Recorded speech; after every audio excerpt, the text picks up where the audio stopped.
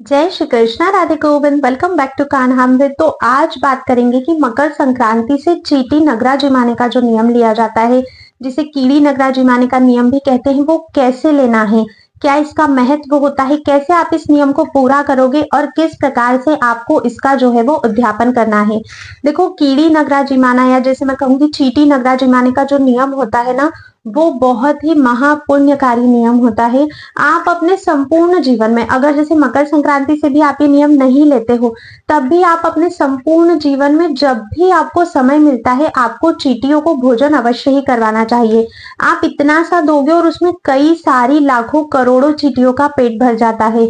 अगर कभी आप लोगों ने कहीं पर गरुड़ पुराण सुनी होगी तो आपने उसमें सुना होगा कि जब व्यक्ति का अंतिम सफर चलता है, जब उसकी मृत्यु हो जाती है, उसके बाद जो उसकी अंतिम यात्रा रहती है, वहां पर उसे कितनी सारी चीजों की जरूरत पड़ती है। वहां पर वो भूखा भी रहता है, उसे भोजन की भी आवश्यकता होती है। और भोजन उसे कब मिलता है? जब यहाँ धरती पर मनुष्य योनि में रहकर उसने किसी को भी भोजन का दान दिया हो, किसी को भी उसने भोजन करवाया हो। इसीलिए कहते हैं कि जो अन्न का दान होता है वो सबसे सर्वाधिक दान माना जाता है। कोई और दान आपसे हो या ना हो, अन्न का दान आपको अवश्य ही करना चाहिए। तो अगर आप चींटियों को भी भोजन करवाते हो ना, तो वो भी फिर आपको उस समय पर मिलता है। और जब आप ऐसा कोई कार्य नहीं करते हो, कुछ भी आपने अपने जीवन में नहीं किया, तब फिर आपको बहुत ज्यादा इन चीजों की याद आती है। तब हमारे पास मौका नहीं होता है। आज है तो हमें करना चाहिए। तो मकर संक्रांति से कीड़ी नगरा जिमाने का नियम आप ले सकते हो। आगे वीडियो में जानेंगे किस प्रकार से लेना है और पूरा करना है। उससे पहले अगर चैनल पर फर्स्ट टाइम आप लोगों ने विजिट किया है तो चैनल को सब्सक्राइब करके बेल आइकन प्रेस कर दीजिए। और अगर थोड़ा भी वीडियो पसंद आती है तो ज्यादा से ज्यादा लोगों को शेयर कीजिए, क्योंकि ये नियम ऐसा है ना जो हर कोई बहुत इजीली कर सकता है, लेकिन उनके जीवन में और जीवन के बाद ये उन्हें बहुत ज्यादा काम आने वाला है। चलिए वीडियो को शुरू करते हैं।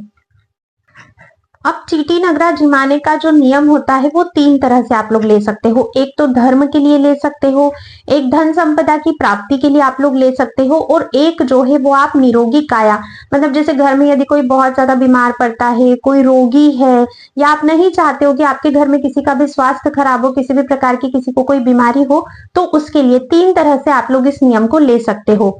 कैसे लेना है, क्या करना है, सभी कुछ जानते हैं। देखो, मकर संक्रांति से लेना होता है। जैसे अभी इस साल 14 जनवरी 2025 को मकर संक्रांति है।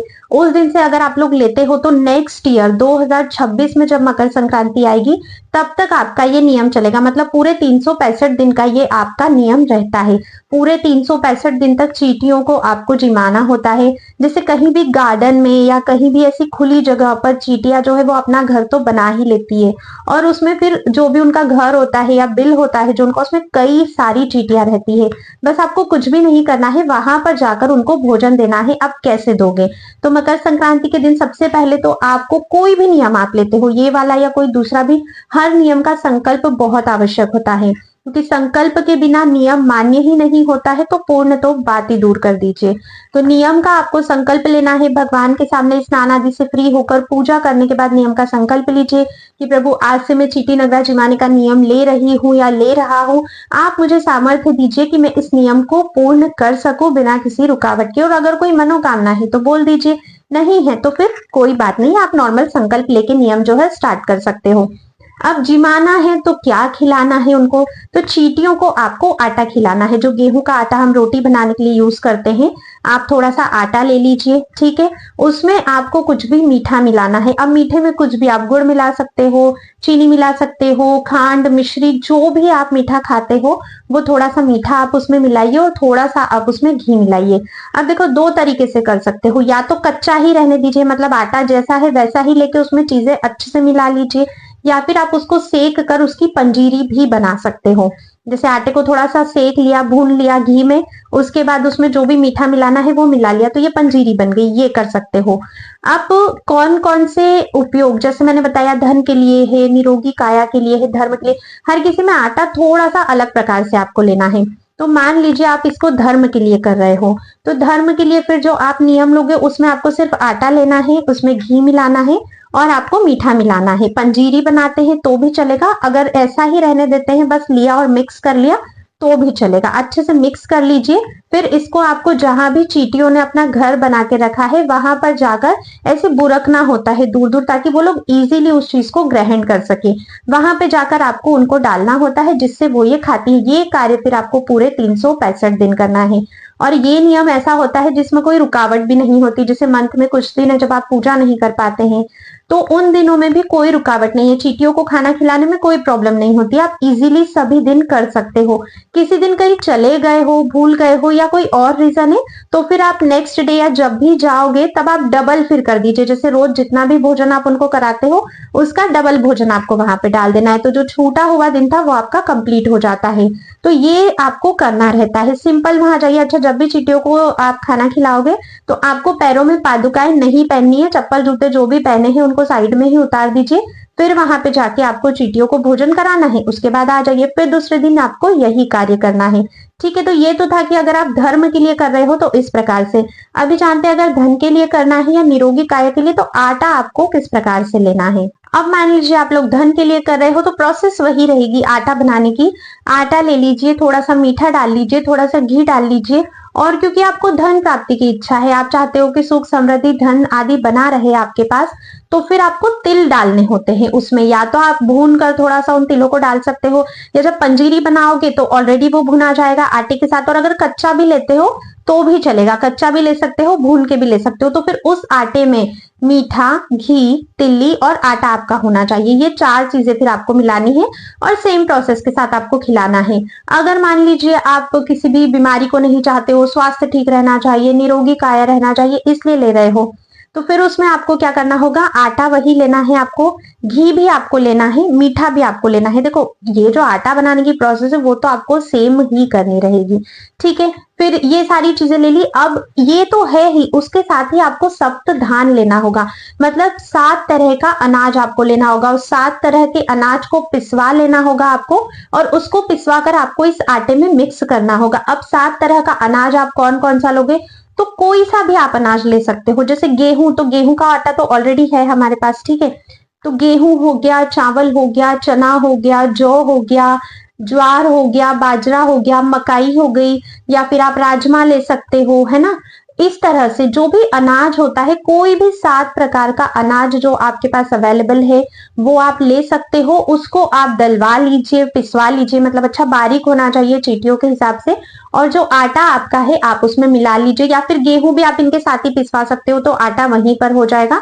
वो फिर आपको जो है चींटियों को जिमाना है उससे, जिससे आपकी निरोगी काया रहेगी।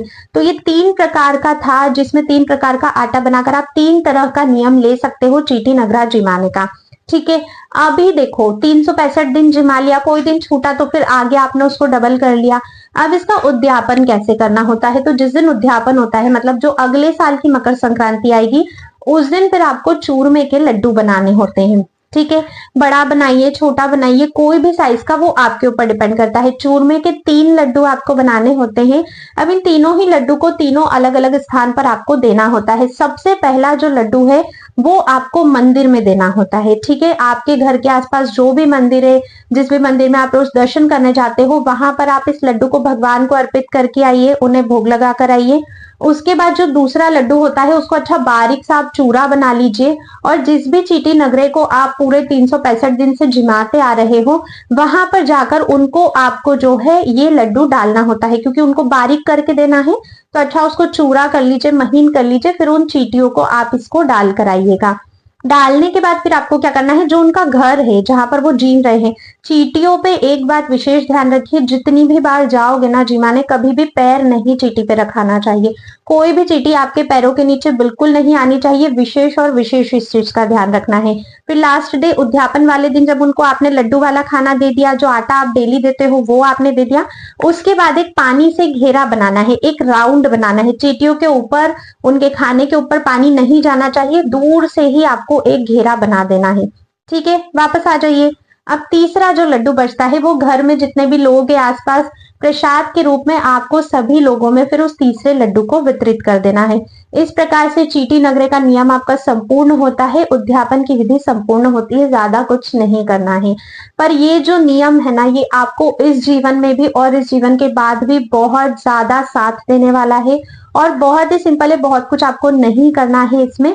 तो कोशिश करिए कि आप ये नियम अवश्य ही ले सको, इस बार नहीं तो नेक्स्ट ईयर, उसके नेक्स्ट ईयर, जब भी, पर एक न एक बार जरूर लो। और नियम नहीं भी लेते हो ना तो साल में कभी भी जब भी समय मिलता है चींटियों को भोजन जरूर करवाइए, क्योंकि हमारा इतना सा आटा कई सारी चींटियों का पेट भर सकता है।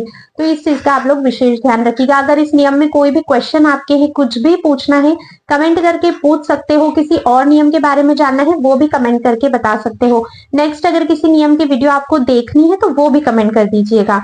अगर अभी तक चैनल को सब्सक्राइब नहीं किया है तो सब्सक्राइब करके बेल आइकन प्रेस कर दीजिएगा, ताकि सभी न्यू वीडियोस के नोटिफिकेशंस मिलते रहें। और थोड़ा भी पसंद आया है तो बिना लाइक किए बिल्कुल भी मत जाइएगा। अब हम मिलेंगे नेक्स्ट वीडियो में, तब तक के लिए राधे राधे।